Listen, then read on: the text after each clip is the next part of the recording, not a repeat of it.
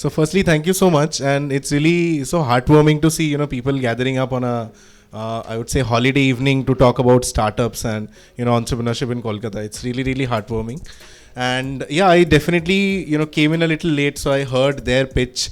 I would say half of it, and it's really good to see that youngsters are coming up with ideas and talking of Web3 and building products that are actually sensible, right? That makes sense and that does some proper work. So, yeah, I'm not sure how many of you have actually seen Shark Tank. So, we were a part of it in season 1.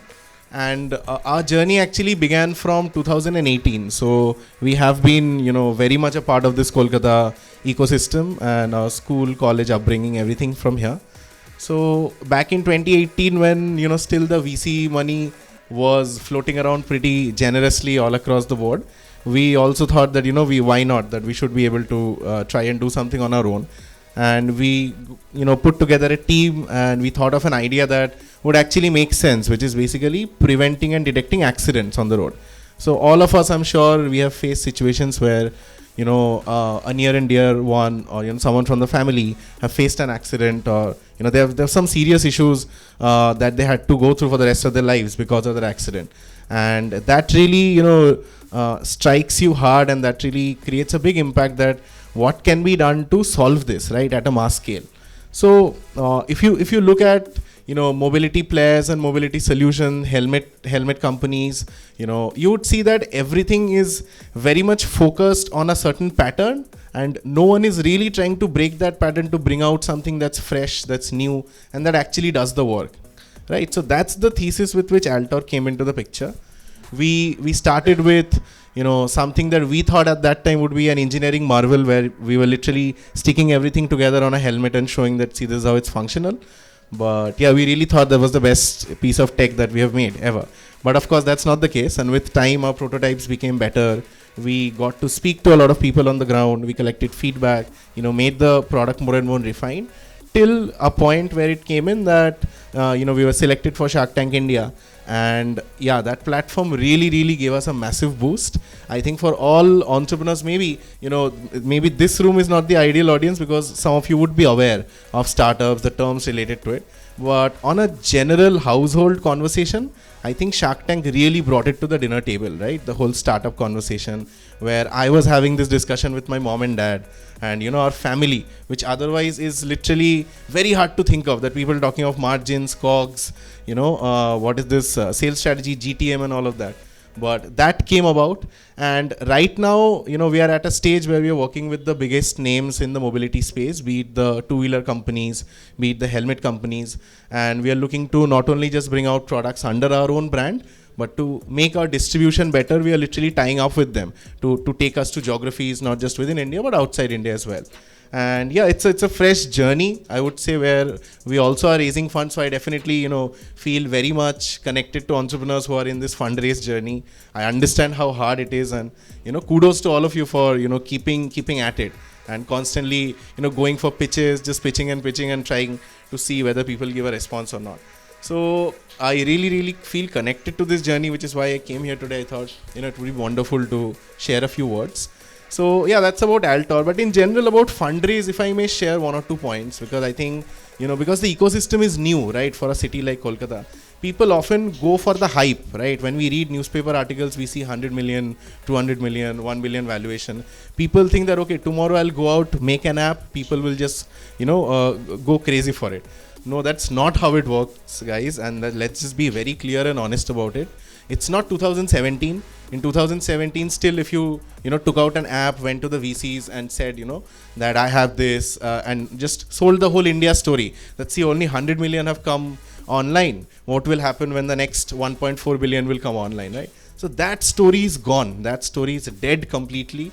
Let's be very honest about it.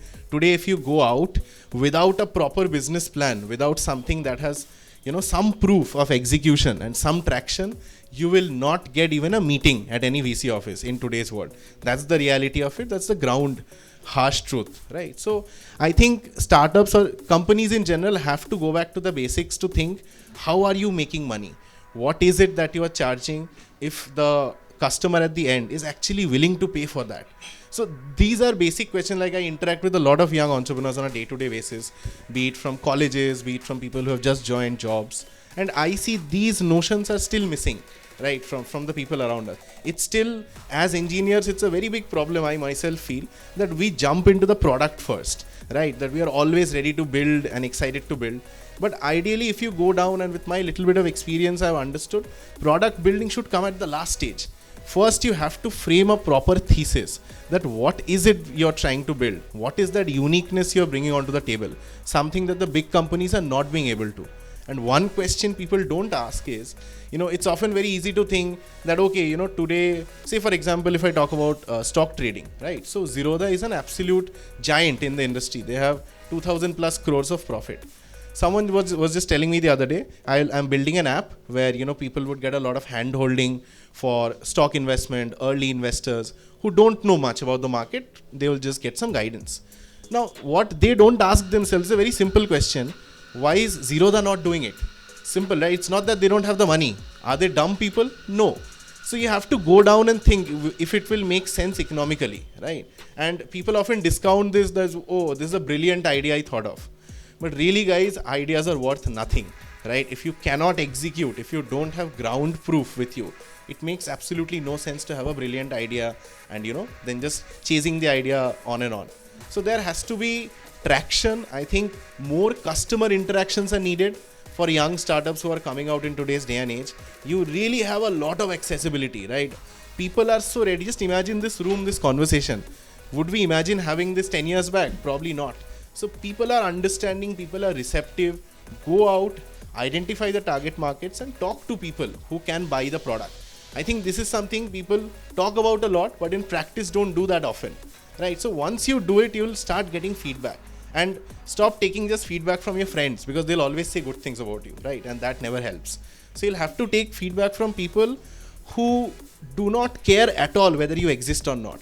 Because when we buy products, when we buy services, do we think, okay, the founder is brilliant, let's buy the product?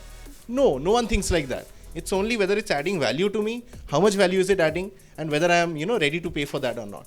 So have these honest conversations with people. I'm sure this city is, filled with talents, right? So tech talents, engineering talents, marketing talents, and so on. But it needs to come together in a way where, you are getting inspiration from the right sources.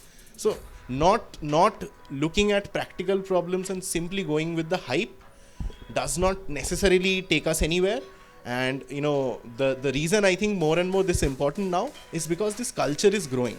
So I see, startup forums, events, small workshops taking place all across the city.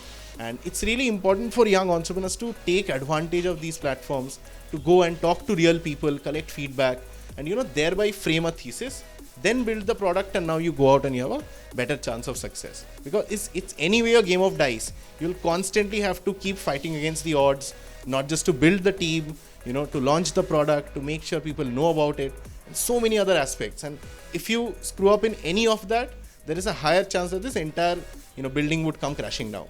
So I think to focus on the basics is very important. People often think investor money is free money. No, it's not. You have to realize why the investors are investing in you. It's in expectation of a return. So you have to treat money very well and, very frugally, very carefully, because, it's very easy to take inspiration from stories like an Oyo, and all of that, where they have millions and billions in the bank, and like the soft banks, the Tiger Globals have poured in capital endlessly. But that model is gone. It's very important for all of you to realize this, that this will not bring fruit any further. So it has to come down to customers, to basics, right, of how much you are paying, how much am I being able to collect from the user, from the customer, and then you build your product and thesis accordingly. So yeah, this is what I just wanted to share with you. Happy to hear any questions or anything if you have.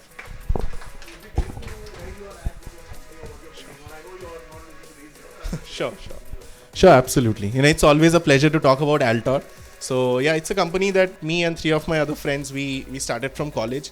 Even we had very little idea. So I don't come from a business family, which is where all this understanding has, it has taken time to build. We don't discount that at all. But now we have that understanding, and which is from where I'm sharing this.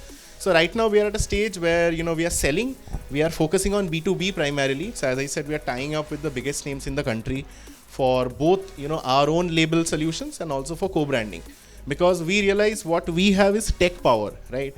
So all these big brands, the legacy companies, they know the gaps in the market, but they're often not able to execute them because they don't have the tech DNA. And I primarily believe that DNA is very important. No matter how much cash you have, if you don't have a tech DNA, which say for example, a Steelbird of today's world, a Hero MotoCorp of today's world, won't have that. So they are always looking to outsource solutions. And so far, what they have done is outsource to China. But now with the change in geopolitics and with the change of world circumstances, they are increasingly understanding more and more that they would have to find a partner in India whom they can trust. And that's exactly where Altor is coming into the picture right now. Now, why we are going on B2B first? It's because a tech product that we are building from scratch with entire control of hardware and software in-house, it takes time to get stabilized. And B2B gives us that space where it's more uniform production and, a certain set of, where your customers are using it, who is buying in what form. We are very soon going to go into B2C, for which the production plans are already in place. It's being set up. So we were in the middle of a fundraise currently. And that went out very well. So one of the largest helmet brands in the company invested in us as a lead investor, and we are very thank you. We are very sure that this sort of a use case is only going to increase over time, because what we are looking to build is every biker in today's world imagines a connected mobility world, right, where he is connected to his vehicle and the vehicle is connected back to him. That vision will be completed with Altor, because we are putting that missing piece of connecting the rider with the bike, right? And therefore that's our eventual goal, where we want to see a world that's mostly driven on EVs, and that is using Altor helmets to constantly keeping connected with the bike and with the roads ahead. So that is something that we are trying to do. Because you mentioned that you're connected to the entrepreneurial world. So I mostly see that there are, and India is such a big place. So with these ideas that people run with, many of them are working with the same idea, and you can say with the majority. The VCs also, the angel funds also, vying for their attention, or they are working also on similar concepts. So it's extremely fragmented. We are burning resources, and end of it, maybe out of those 10, maybe one will make it. Any idea on how this can be done in a little more instead of fragmented, in a little more create the transparency, or we create that visibility that all these 10 folks have already done it ahead of you, don't target this idea. It's a very interesting problem, I must say, but at scale, the difficulty with it lies is, startups or any companies, they get recognition only after a certain scale, right? Only once it's important enough. Before that, it's really, no one's consideration, no one really pays much attention. So the idea, and therefore how the ecosystem works, is you have to push your way through and through to a point where you matter. And that usually happens with users, with actual money coming in from customers. So it's a game of execution. And I understand what you're mentioning, that it would be much better to say, for example, just because I heard their pitch, that, a Web3 company in this domain, these are the 10 companies which are already working, say, in India. And so when someone is also trying to build it, they know that these are the 10 companies which are there and what their, stage is or thing is. But it's very difficult to organize that. I think government will do going forward, because this whole Startup India program, I think very recently they had around 1 lakh registered startups. So once they have more database of such startups coming in, and they're really taking active measures to make sure that the startups actually register. So, because they are giving incentives and all of that programs and stuff.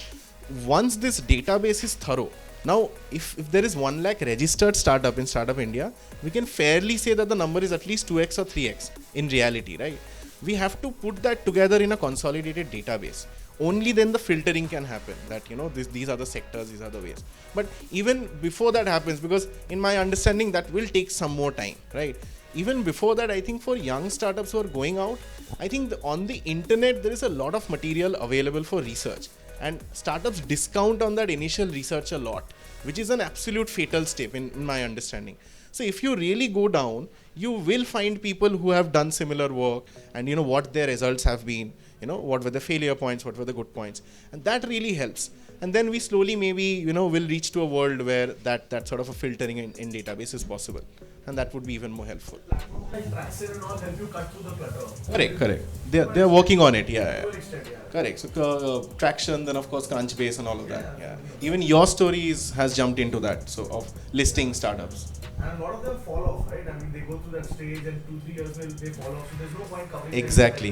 That's their rationale. Size and scale, like you said. Correct. There's no point covering. Correct. Where it matters. So because we have faced this ourselves also. So pre-Shark Tank, of course, no one knew about Altor, right? So we were still working, and we went out and talked to the ISI people, who are the regulatory bodies for helmet certification. They would literally not even attend our phone calls. They would just cut it on the face. Very typical government people. I don't mean to offend anyone. Yeah, BIS. So ISI is for helmets. Yeah. So they would just be that direct in not paying attention. But once we had visibility, once say a Vega and a Steelbird director, comes on the phone call with us to try and talk to them, their tone changes significantly. Like they are now more open to recepting what you're trying to make, what you're trying to build. This is the ways.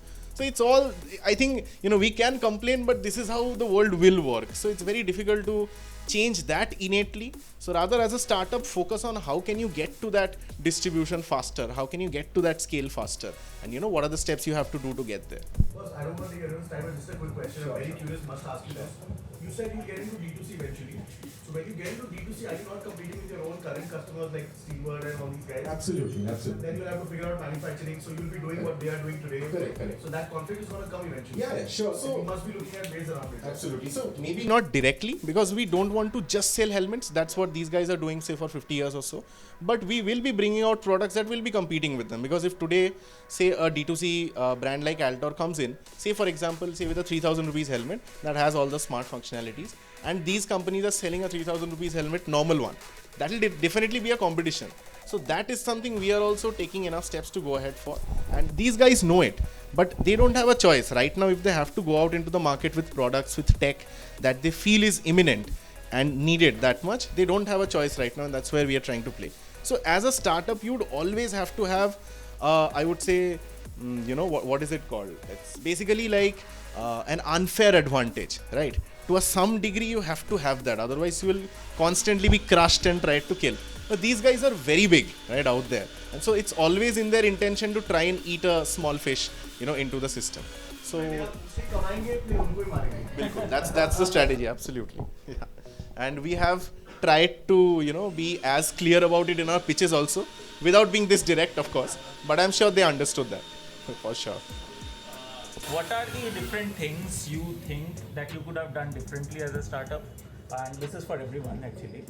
And what are the things that you think today you are much more smarter about?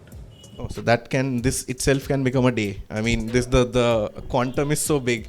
I mean, most things, right? I would say, so I think about this a lot, especially when I'm going out and talking to people. What is that one? Because we made mistakes in everything, literally, right? So there's no hiding. And because we didn't come from a business background, we never had startups before. We just came fresh out of college and all of that. But what is that one thing that is important for every entrepreneur to stay and succeed? That is perseverance. And I talk about this a lot, that probably that one factor kept us together, and that's why I'm here today. So if you try to think, like, team building is a very important aspect where people don't often pay enough attention. Plus, in today's day and age, and always it has been that people want glory themselves, right? It's all very glory driven. But as a leader, as a startup, you have to take a back seat, and you have to ensure that your good team is in place, where each of the core aspects of the business is being headed by someone. So that's very crucial, right? So that's somewhere we understood that over time, and with a lot of struggle and a lot of hardships. Similarly, things like what is a stage where you should raise money. So that is, I think, something, again, when people go with the hype, they always think that today I'm thinking of an app, tomorrow a VC will come to me and pay me 100 million in my bank. But that doesn't happen, clearly. So, you have to understand how to reach out to customers better, how to take feedback from them, and all of that, which I mentioned, right? So there are so many. So in every aspect of it, you either talk to people, you either get mentored by people who have been on a similar journey, because there will be pitfalls, for sure. No one can avoid them, right? And there are so many moving parts. to building a company, to building a startup. So I think it's very important to stay resilient. And so more and more the VCs also are coming back to this whole theory that there has to be one alpha character in the team who will, without thinking of anything else, without prioritizing anything else in life, would just go behind that startup and stay at it, right? So that is very crucial. I think perseverance is something that if the guys can crack, it's definitely. So I heard someone speak, I'm not sure who is it, that considering we all are of a basic intelligence level, right? So we all have that, trust me. If someone of a basic intelligence level can stay put behind an idea and be smart about it for 15 years, for sure he'll build a world-class company. But that's the hardest bit, right? So because we all are looking at, gratifications, rewards in 1 year, in 2 years, because we are all reading stories every day that this company went public in 6 months, became a unicorn in 3 months and all of that. So that really plays badly in the minds of young entrepreneurs, I feel. So people often discount the idea of resilience. Generally, people are asked, what if, similar question to you, what if Vega goes to do the same thing what you were doing? And how do you answer that to a VC? Right. So, first of all, Vega themselves have tried doing this, right? And they understand the problems that are there. So for them, the biggest issue is they don't have the tech prowess in-house. So they would have to outsource it to someone. And so far, what they have done is that they have been outsourcing it to Chinese companies. The effect of that, or the relation that they have right now with the product, with the firms, is absolutely in total mayhem, right? So it's a total chaos out there, because there is no one within the Vega team who is actually understanding what all is happening, the nitty-gritties of it, right? And it's a completely third-party outsourcing. When that happens at scale and your partner is not reliable, then you constantly face issues and there is no proper innovation. So it's just one order that they place. Okay, this is what I need. It comes to them. Not sure whether it will function properly, how long it will go, and so on and so forth. So effects like these kept, putting their brand position down. So they have faced this particular issue for good 5 to 7 years, right? So your answer to this is they have a manpower problem. They have a DNA problem. They don't have the tech DNA, and that's a major problem all across the board. So at this point, we have had conversations with the management team of all the major bike and helmet companies, and it's a common theme across the board. So be it a Steelbird, be it a Vega, be it a Studs, you come here, be it a Royal Enfield, be it a Hero, all of these guys. So they have this tech DNA problem, and they understand that tech can solve certain problems in this helmet space itself, but they are not being able to do it themselves. So that's why they need the partner. And this is also our gateway why we are also doing with them, because we need their distribution and their brand presence, right? Which we don't have currently. Once we go to a scale where we can directly fight with them, we'll absolutely take up the fight ourselves. Are you taking small, insignificant retail participation? Sure, sir. We can definitely have that discussion. But now I'm more out here to share the pointers. Yeah, but are you raising in the middle of? We are in the middle of a race, kind of. So yeah. Yes. So you actively? Hear from you. The Shark Tank experience is what are the key challenges you face? How life changed after Shark Tank? Sure. I mean, this is the question I get. Yeah, the most. So two, one this, second why Namita and Aman, and why not the other three? So these are two standard questions. But no, I think pre-Shark Tank, it's like the regular, every other startup that's out there, right? So you're working, you're hustling. Probably, before Shark Tank, the problem was that at households also, this wasn't a very, good understanding space that, I'm building a startup, and parents often found it difficult to say, to the relatives that, their son or daughter is not. Yeah. Just to kind of focus it, the chicken egg problem kind of, right? It's, whether it is how I can get the money to kind of survive, or what I should do to get the money, something like that. Right. Just want to focus on that. Sure. So for us, that did not happen in Shark Tank, by the way. So because we are a hardware startup, we needed capital from early on, because there had to be lab setup, equipment and all of that. We got grants from the government. So the government of India, the Startup India program was just getting started back then. It was 2018. We got around 10 to 12 lakhs of funding from the government in the form of grants. So that really helped us, take those initial steps, set it up, build a prototype, and then we had a pre-seed funding. Then Shark Tank happened. So Shark Tank was much later in the journey for us. We were already a good 3 years into the system before Shark Tank happened. So current funding you're looking for? Is it specific you're looking for, like, as the companies only to invest in you, or are you also open to like VCs and stuff? No, we are also open to individual investors. So the lead of the round is Vega, of course. So they have come in, they put the money, and now it's almost close. So like we are looking to raise around 5 CR in equity. So almost 4 of that is covered. So now we are really, nitpicking on the last one so that, we get the best partners and so on. Yeah.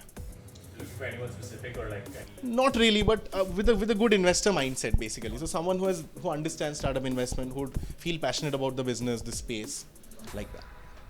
So, how difficult it is to work with like multiple stakeholders as investors? Sure. I think very important question again. So I think expectation management is very important, and people often don't understand that you cannot expect your investors to come on board and start doing the work for you from tomorrow. That never happens. Please understand, investors just come in, they give the money. That's the biggest help that they're doing, right? And don't even expect them to come into your business and take decisions for you, because then you'll be completely at a loss. So I think it's very important to set right expectations, that if you set the right expectation and tell your investor that A, B, C, D are the places where I need your help, and definitely startups should do more research on what the investor profile is, what sort of work they have done before, to understand where they can add value, and be very specific about that. If that can be done, stakeholder management is relatively easier. But if not, it can completely go all over the place, where you are expecting. So I've seen startups who are like, literally, why are you doing this? Oh, because our investor asked us to do so. That's a very wrong place to be in, because if tomorrow you go down, your investor is not at a loss that much, right? Speaking of the amount of diversity they have in their portfolio, but you will be completely down. So please take onus and responsibility on yourself. And then I think once these basics are done, stakeholder management becomes easy. I think we have two more questions. More questions. Just one question. So, being based out of Kolkata, so how do you take care of this legal and CA and those aspects? Because as far as I have felt, there's very less amount of proper firms that do this hand-holding of startups, or let's say term sheets for other previous things or things that comes afterwards. So how do you take care of it? Like, are you looking for something based on Kolkata, or are you going for? It's a very good question actually. So to speak the truth, it's not there that much, right, in Kolkata currently. Of course, it's growing, people are understanding and so on. But yeah, so you have to look at other options, outside Kolkata, if that's the case. So we work with a partner in Mumbai, based out of Mumbai. And again, we got introduced to them via one of our investors. So they really take care of things. Our CA is still based out of Kolkata though, because it's important to understand. So that's a separate ball game altogether, like how compliances are managed, and there are so many things. Most often, in most cases, you won't know about them unless you pay the first penalty. That always happens. So you need to understand what are the parts you need to take care of, and then who are the best people to do it. I think there the Bengali sentiment doesn't play that well there. Yeah. So expensive that Yeah. you can actually go to the best out there. Yeah. Maybe That's other true. than That's your true. But Yeah. an early stage startup cannot do that. Correct. Cannot afford to do So you that. have to find people. There are also people who will do it at much less the price. I think their search is very important. So for us, we never had that much capital to spend on that big firms or so on. But if you do research, if you keep talking to people, try and understand from people, you'll find people who do this at a fraction.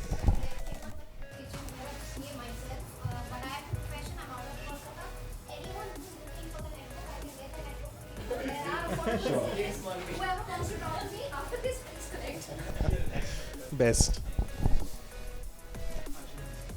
So, I know that you guys are like going to B2B and like currently in a less volatile state, right? But how you guys are doing the marketing? Because I haven't seen like a good amount of posts from a LinkedIn. So there is always after start time like season 1, right? So how you guys are doing the marketing and all that? Like, tell the people that what you guys are doing. Sure. So I think marketing is again very much misunderstood to a good degree. What is the point of marketing? To make people aware, right, of the product or service. When would you make people aware of something? When you're looking to sell something to them. So right now we don't have immediate plans of selling direct to consumer. So it makes little sense for us to go out there and spend money on making these guys aware. That's number one. Second, having said that, we are at an advantageous position, of course, after Shark Tank, where the distribution has happened. That marketing, which was free marketing for us, that completely happened and happened very well. So there is always a good word of mouth in place already for us. I'm talking for us in particular, I'm not generalizing this here. So therefore, it makes little sense for us to go out there and start spending money to make people aware, whereas we are not looking to sell something to them immediately. So we have plans very clearly that when the launch happens, before that, a certain number of months before that, there would be campaigns, there would be activities, where people would also get to see us way more. But everything is ROI driven, right? So if it doesn't make sense financially, it doesn't make sense in the business. Cool. I think, yeah. Thank you so much. Thanks a lot. Thanks, Shamik. Congratulations on your startup and investment raise. Best of luck for that. Thank you. Hope to see you again sometime. And thanks everyone. Please feel free to reach out to Shamik for any advice or Aparajita for any CA network discussions.